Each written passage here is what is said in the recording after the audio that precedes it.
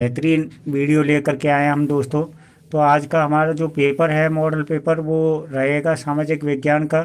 और अभी जो एग्ज़ाम आपकी होने वाली है उस आधार पर हम आपके लिए सेलेक्टेड क्वेश्चन पेपर लेकर के आए हैं दोस्तों।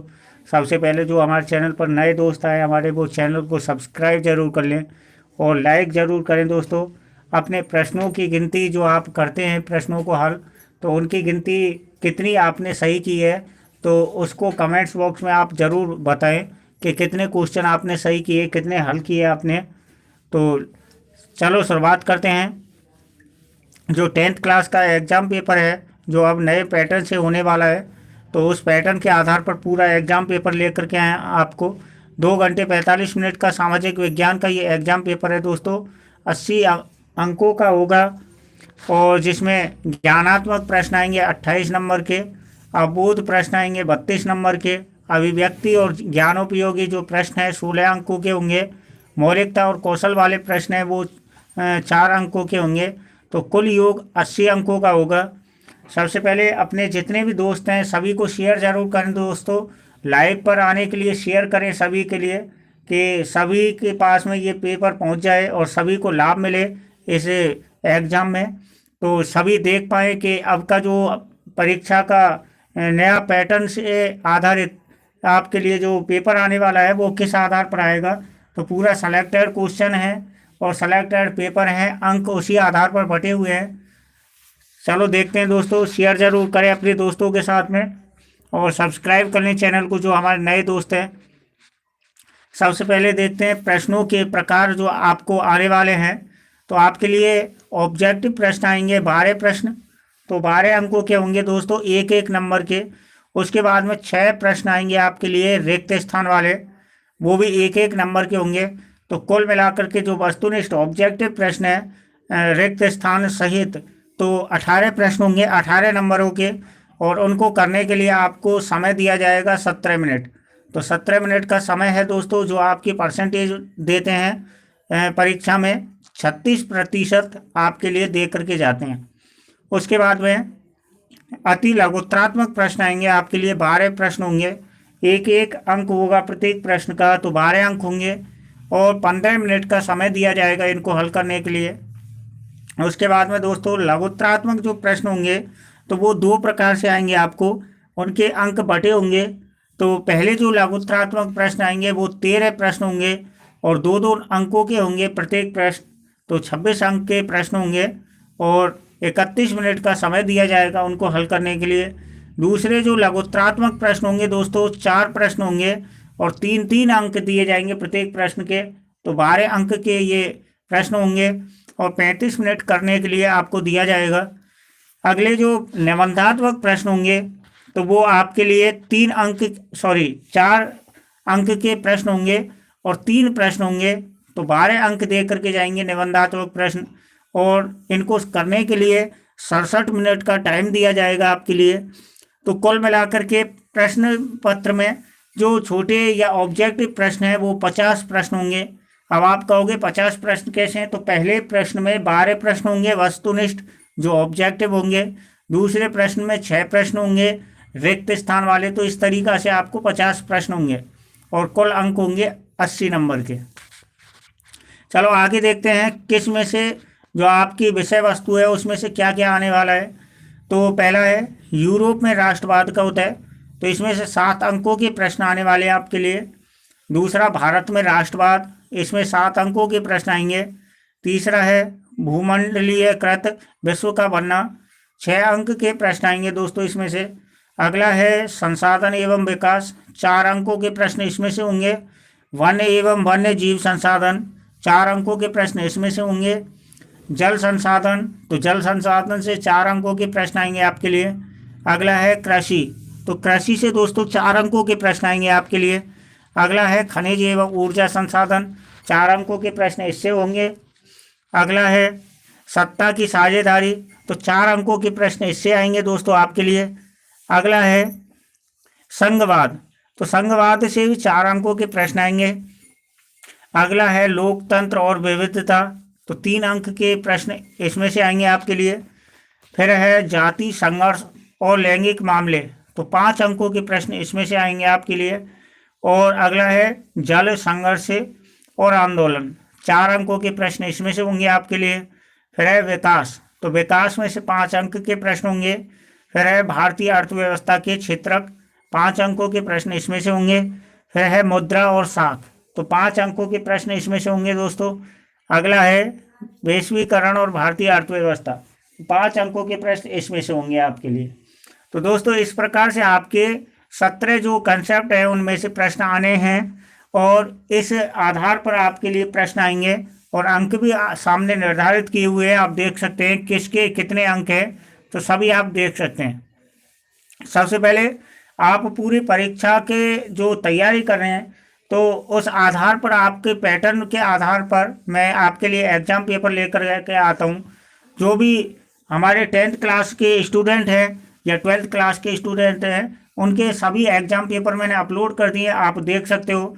प्रत्येक सब्जेक्ट का एग्जाम पेपर आपके लिए अपलोड है, आप देख सकते हो। और जो नहीं हुआ है अपलोड वो आपके लिए उपलब्ध हो जाएगा। और संस्कृत व्याकरण से संबंधित सभी ट्रिक्स वाली वीडियो, जो बेहतरीन ट्रिक्स से हमने वीडियो आपके लिए उपलब्ध कराए हैं, और लाइव क्लास में जो स्टूडेंटों ने हमारी लाइव क्लास ली है उनको बहुत लाभ मिला है। तो आप अपने दोस्तों को भी शेयर करें दोस्तों, ताकि वो भी पढ़ सकें और अब कम समय में बेहतरीन तैयारी कर सकें। और आपको पूरा प्रश्न पत्र एक बार तो समझ लेना और दोबारा से दोस्तों वीडियो को शुरू करना है और फिर पूरे प्रश्न पत्र को लिख लेना है और लिख करके सॉल्व करना है। तो चलो शुरुआत करते हैं। ये आपके ब्लूप्रिंट है जो 80 अंक आधारित है। तो इसमें तो हमने अंकों को आपको बता ही दिया कि किस आधार पर आपके प्रश्न पत्र होंगे। चलो शुरुआत करते हैं प्रश्न पत्र की। माध्यमिक शिक्षा बोर्ड राजस्थान अजमेर का ये प्रश्न पत्र है और मॉडल प्रश्न पत्र 2022 का है। सामाजिक विज्ञान कक्षा 10th और 2 मिनट 45 मिनट दिए जाएंगे इसको करने के लिए। 80 अंक निर्धारित हैं इसके। तो ये तो आपके लिए सजेशन है, जैसे रोल नंबर वगैरह लिखना है आपको या प्रत्येक प्रश्न करना अनिवार्य है, तो इनको चलो छोड़ते हैं, आगे चलते हैं हम। तो पहला है दोस्तों खंड आ। खंड आ में ये पहला प्रश्न दिया है आपको। तो ये ऑब्जेक्टिव प्रश्न है, तो जिसमें 12 प्रश्न हमने पढ़े थे पहले स्टार्टिंग में, जब मैंने आपको बताए थे कि 12 प्रश्न करने ऑब्जेक्टिव वाले और एक एक अंक इनके निर्धारित हैं। तो पहला प्रश्न है 1929 का कांग्रेस अधिवेशन निम्न में से कहाँ हुआ। आपको उत्तर जरूर बताने दोस्तों और अंत में आपको कमेंट्स बॉक्स में बताना है कि आपने कितने हल किए और प्रत्येक प्रश्न को आपको लिख लेना है। एक बार पूरी वीडियो समझ लीजिए प्रश्न पत्रों को और दोबारा से शुरुआत करके प्रत्येक प्रश्न को आपको लिख करके हल करना है दोस्तों। एक भी क्वेश्चन छोड़ना नहीं है और कमेंट्स बॉक्स में बताना है कि कितने आपने हल किए जो बिना देखे हल किए। तो 1929 का कांग्रेस अधिवेशन निम्न में से कहाँ हुआ था। तो इलाहाबाद, कलकत्ता, लाहौर या मद्रास। तो कहाँ हुआ था ये आपको बताना है। इलाहाबाद में हुआ था, कलकत्ता में हुआ था, लाहौर में हुआ था या मद्रास में हुआ था। चलो अगला क्वेश्चन है जर्मन बलूत किसका प्रतीक है। तो जर्मन बलूत किसका प्रतीक है। आज़ादी का, शांति की चाह, एक नए युग का सूत्रपात, बहादुरी का। तो आपको बताना है ये किसका प्रतीक है दोस्तों। अगला क्वेश्चन है ब्रिटेन बोर्ड सम्मेलन में किस संस्था की स्थापना की गई। ब्रिटेन बोर्ड सम्मेलन में किस संस्था की स्थापना की गई थी दोस्तों। यूनिसेफ की, अंतर्राष्ट्रीय मुद्रा कोष की या फिर विश्व स्वास्थ्य संगठन की या यूनेस्को की। तो आपको बताना है इसका सही उत्तर क्या है, किसकी की थी। मैं आंसर नहीं बता रहा हूँ, आंसर तो आपको ही हल करने हैं। चलो अगला क्वेश्चन देखते हैं। लोहे अयस्क किस प्रकार का संसाधन है। नवीकरण योग्य, प्रवाह, जैव, अनवीकरण योग्य। हाँ बिल्कुल जल्दी नहीं कर रहा हूँ, आराम से बता रहा हूँ। आपकी शिकायत रहती है कि सर जल्दी करते हैं, बिल्कुल आराम से बता रहा हूँ। तो नवीकरण योग्य, प्रवाह, जैव या अनवीकरण योग्य। तो इनमें से लोह अयस्क किस प्रकार का संसाधन है ये आपको बताना है। अगला प्रश्न है इसमें से किस राज्य में मरुस्थलीय मृदा मुख्य रूप से पाई जाती है। राजस्थान में पाई जाती है, जम्मू और कश्मीर में पाई जाती है, महाराष्ट्र में पाई जाती है या झारखंड में पाई जाती है। तो कहाँ पाई जाती है। मरुस्थलीय मृदा कहाँ पाई जाती है? अगला प्रश्न है, टाइगर प्रोजेक्ट की शुरुआत कब हुई? तो टाइगर प्रोजेक्ट की शुरुआत कब हुई थी? 1974 में, 1973 में, 1975 में या 1976 में? सबसे सरल प्रश्न है, आपको पता होगा टाइगर प्रोजेक्ट की शुरुआत कब हुई थी। चलो अगला देखते हैं, श्रीलंका स्वतंत्र राष्ट्र कब बना? तो श्रीलंका स्वतंत्र राष्ट्र कब बना दोस्तों, ये आपको बताना है। 1948 में, 1949 में या 1950 में या 1951 में? तो आपको इन चारों में से बताना है कि श्रीलंका स्वतंत्र राष्ट्र कब बना था। तो इन चारों में से आपको बताना है। चलो अगला है, केंद्र एवं राज्य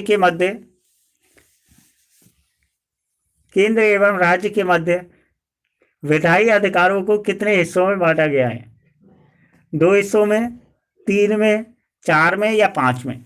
कितने हिस्सों में बांटा है दोस्तों, आपको उत्तर देना है। अगला प्रश्न है, जब हम लैंगिक विभाजन की बात करते हैं तो हमारा अभिप्राय होता है कि, तो अभिप्राय क्या होता है? स्त्री और पुरुषों के बीच जैविक अंतर, समाज द्वारा स्त्री और पुरुषों को दी गई असमान भूमिकाएं, बालक और बालिकाओं की संख्या का अनुपात, लोकतांत्रिक व्यवस्थाओं में महिलाओं को मतदान का अधिकार ना मिलना।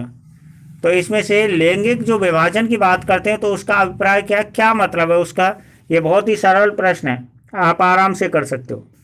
प्रत्येक प्रश्नों का अंक सामने निर्धारित है, एक एक अंक के हैं, और ये नवा प्रश्न है, 12 ऑब्जेक्टिव प्रश्न है। उसके बाद में 6 रिक्त स्थान वाले प्रश्न आएंगे, वो भी एक एक अंक के होंगे। अगला है 10वां प्रश्न है, मध्य आय वर्ग वाला देश है। तो मध्य आय वर्ग वाला देश कौन सा है? संयुक्त राज्य अमेरिका, चीन, भारत या जापान? तो जो मध्य आय वर्ग वाला देश है वो कौन सा है? संयुक्त राज्य अमेरिका है या भारत है, चीन है या जापान है? तो इसमें से बताना है कौन सा है। अगला प्रश्न है 11वां, औद्योगिक क्षेत्र कहा जाता है। तो औद्योगिक क्षेत्र किसे कहा जाता है?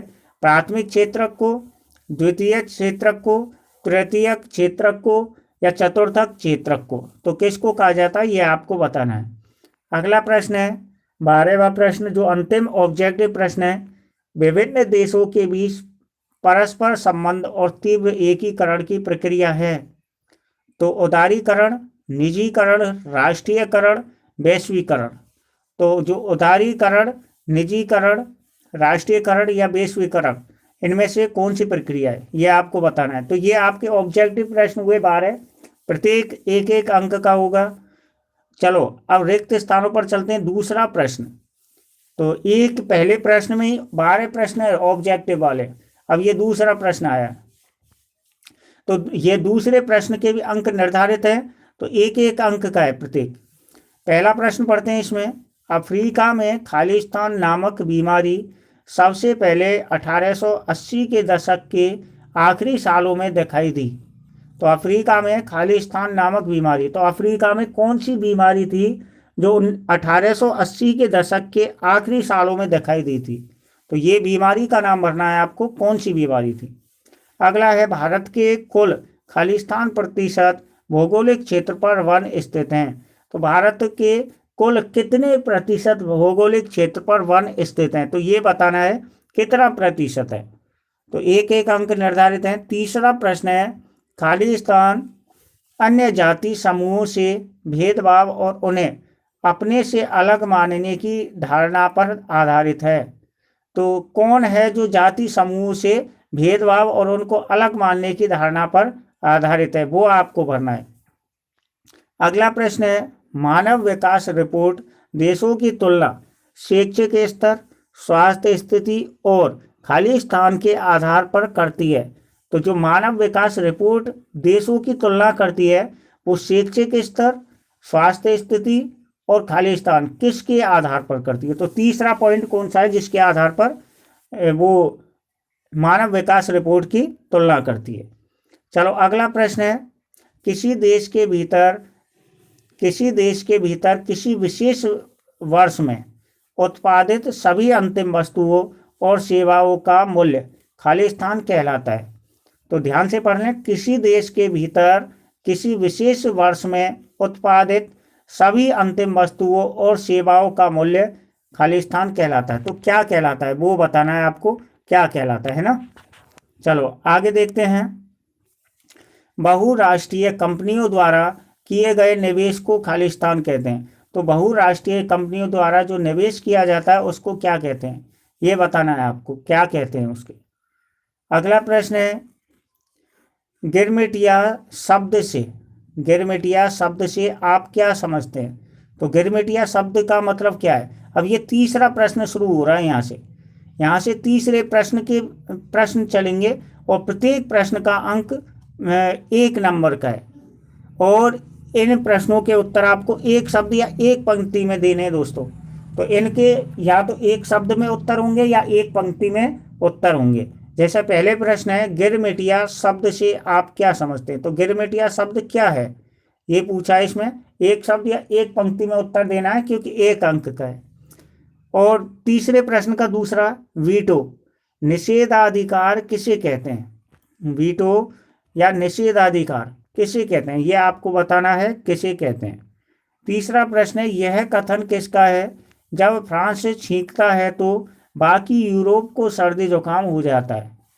तो यह किसने कहा था कि जब फ्रांस छींकता है तो बाकी यूरोप को सर्दी जुकाम हो जाता है, ये किसने कहा था, ये बताना है।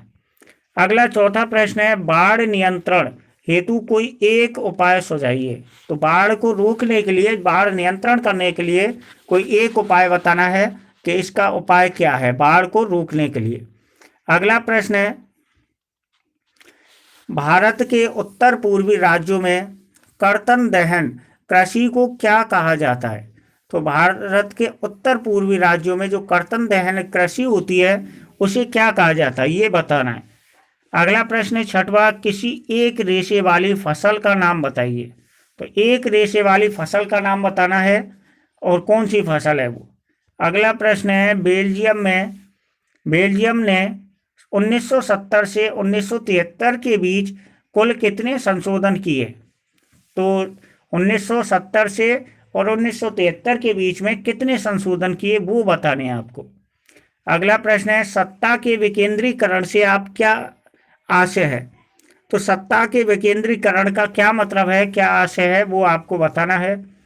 अगला प्रश्न है, कार्लोस स्मिथ और नॉर्मन तीनों में एक क्या समानता थी। कार्लोस स्मिथ और नॉर्मन, इन तीनों में एक क्या समानता थी। तो इन तीनों में एक समानता थी, वो क्या थी, तो ये बताना है आपको। अगला प्रश्न है, नवीकरणीय साधन तथा गैर नवीकरणीय साधन का एक उदाहरण दीजिए।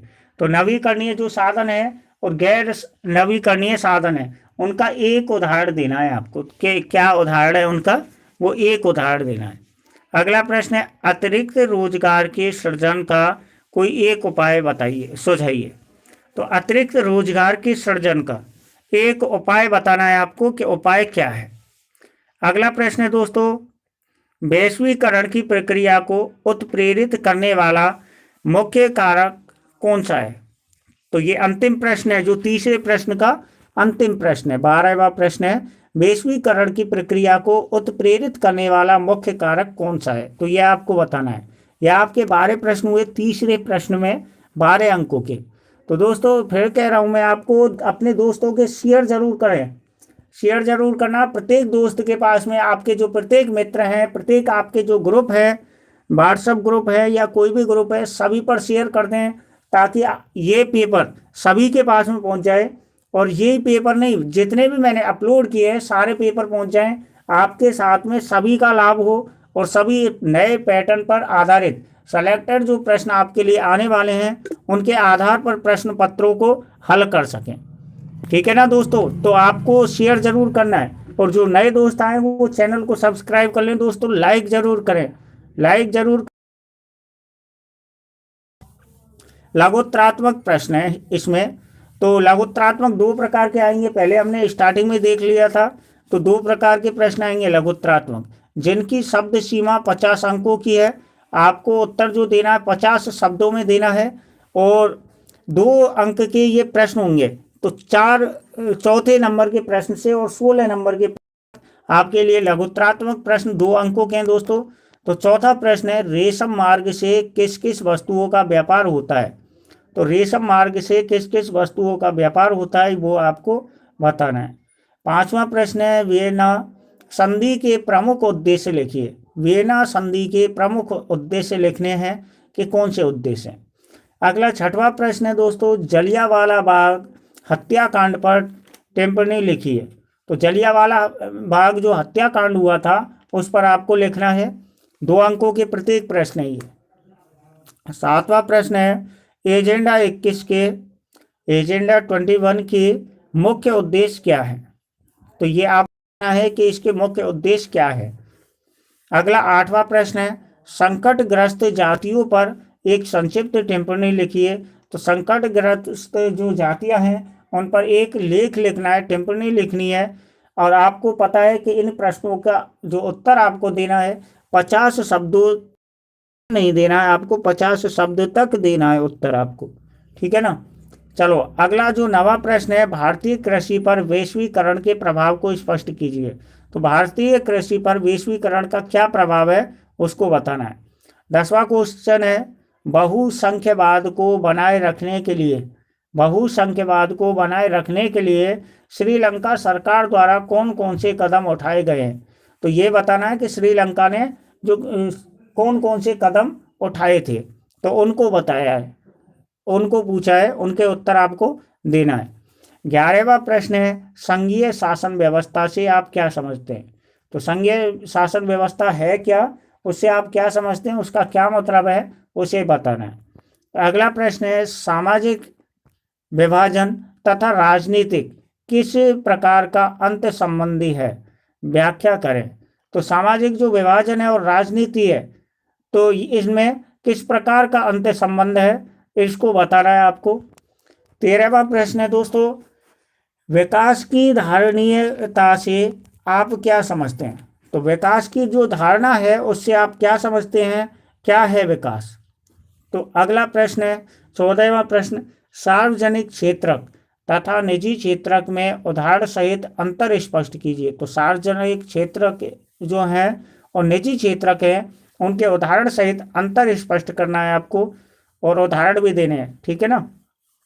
15वां प्रश्न है दोस्तों, भारत में औपचारिक क्षेत्रक में साख के किन्हीं 2 स्रोतों की व्याख्या कीजिए। तो साख के 2 स्रोतों की व्याख्या आपको करनी है कि साख के 2 स्रोत कौन से हैं दोस्तों, उनको बताना है। अगला जो 16वां प्रश्न है, तो भारत सरकार द्वारा विदेशी व्यापार पर अवरोध लगाने के किन्हीं 2 कारणों का उल्लेख कीजिए। तो भारत सरकार ने जो विदेशी व्यापार पर अवरोध लगाया है उसके 2 कारण लिखने हैं। तो ये आपके 16 प्रश्नों तक दोस्तों 2-2 अंक के हुए। प्रश्न संख्या 4 से लेकर के और 16 प्रश्न यहाँ तक आपके 2-2 अंकों के हैं, ठीक है ना। अब उसके बाद में खंड 7 आता है, ये भी लघुत्तरात्मक जो दीर्घ लघुत्तरात्मक है उसका खंड है दोस्तों। तो इसमें प्रत्येक प्रश्न आपका 3-3 अंक का होगा, जो हमने पहले स्टार्टिंग में पढ़ा था 3-3 अंक का होगा। तो कमेंट्स करके जरूर बताएं दोस्तों आपने कितने हल किए प्रश्न, और कितने प्रश्नों को आप बिना देखे हल कर सकते हैं। कमेंट्स बॉक्स में बताना है आपको अंत में कि कितने प्रश्नों को आप हल कर सकते हैं। और प्रत्येक प्रश्न को हल करना है, पहले तो एक बार समझ लीजिए और उसके बाद में दोबारा से आपको कॉपी पर लिखना है और लिख करके प्रत्येक प्रश्न को हल करना है। एक भी प्रश्न रहना नहीं चाहिए, क्योंकि मैं आपके लिए मेहनत कर रहा हूँ दोस्तों, तो आपको तो मेहनत अपने लिए ही करनी है। इसलिए आप तैयार बेहतरीन करते रहें, और बेहतरीन तैयारी के लिए आपको प्रश्न पत्रों को हल करना जरूरी है। और प्रत्येक प्रश्न पत्र को हल कर लेना। मैंने सभी प्रश्न पत्र अपलोड कर दिए आपके लिए, जो प्रश्न पत्र अभी अपलोड नहीं हुआ है वो भी हो जाएगा। तो 10th और 12th दोनों के प्रश्न पत्रों को अपलोड कर दिया है, और आप अपने मित्रों को भी बता दें, वो भी हल करके देखें। अगला प्रश्न है, नेपोलियन संहिता की विशेषताएं लिखी हैं। तो 17 से 20 जो प्रश्नों की संख्या है प्रश्न 17 से लेकर 20 तक वो दीर्घ उत्तीर्ण प्रश्न है, और इनको जो उत्तर देने हैं उनको शब्द सीमा 100 है। 100 शब्दों में इनका उत्तर देना है दोस्तों, और 3 अंक के प्रत्येक प्रश्न है। पहला जो 17वां प्रश्न है, नेपोलियन संहिता की विशेषताएं लिखी हैं। तो नेपोलियन संहिता की विशेषता क्या है वो आपको लिखनी है। अगर इस प्रश्न को नहीं करते हो आप तो इसके अथवा में प्रश्न है उसको कीजिए। जॉल वेराइन संघ की विशेषताएं लिखी हैं। तो जॉल वेराइन इसकी संघ की जो विशेषताएं थी उस विशेषता को लिखिए। तो दोनों में से एक को कर सकते हो आप। 18वां प्रश्न है, आपके अनुसार पानी के संरक्षण और प्रबंधन में बांध किस प्रकार मदद करते हैं। तो आपके अनुसार जो पानी का संरक्षण है और प्रबंधन है उसमें बांध किस प्रकार मदद करते हैं। तो ये बताना है आपको कि बांधों से क्या लाभ है, किस प्रकार से वह सहायता करते हैं। अगर इस प्रश्न को आप नहीं करते हो तो इसके अथवा में है प्रश्न, बाढ़ से बचाव के लिए कोई 3 सुरक्षा उपाय सुझाइए। तो बाढ़ जब आती है तो उसके बचाव करने के लिए कोई 3 सुरक्षा के उपाय आपको बताने हैं। तो इन दोनों में से कोई एक प्रश्न कर सकते हो आप। 19वां प्रश्न है दोस्तों, आपके अनुसार सांप्रदायिकता कैसे एक चुनौती है, कोई 3 तर्क लिखिए। तो सांप्रदायिकता जो चुनौती बताई है उस पर 3 तर्क आपको देने हैं। प्रत्येक प्रश्नों के अंक निर्धारित हैं, 3 अंक के हैं ये प्रश्न। अगर इसको आप नहीं करते हो तो इसके अथवा में है उसको देख लें। जातिगत असमानता दूर करने के लिए अपने 3 सुझाव बताइए। तो दोनों में 3-3 पूछे हैं, 3 तर्क सुझाव। तो दोनों में से कोई भी प्रश्न आप एक कर सकते हो। अगला 20वां प्रश्न है, लेकिन आप जब घर पर हल करोगे अभी इस एग्जाम पेपर को तो दोनों को ही हल करना है आपको। अथवा वाले दोनों प्रश्नों को हल करना है, ऐसा मत करना कि अथवा है तो एक ही कर लें, दोनों को हल करना है ना। चलो अगला 20वां प्रश्न है जो अंतिम प्रश्न है दीर्घ लघुत्रात्मक का। तो आप कैसे कह सकते हैं कि मुद्रा आवश्यकताओं के दोहरे या योग की जरूरत को खत्म कर देती है। अपनी ओर से उदाहरण दे करके समझाइए। तो इसमें उदाहरण दे करके समझाना है, 3 अंक का प्रश्न है।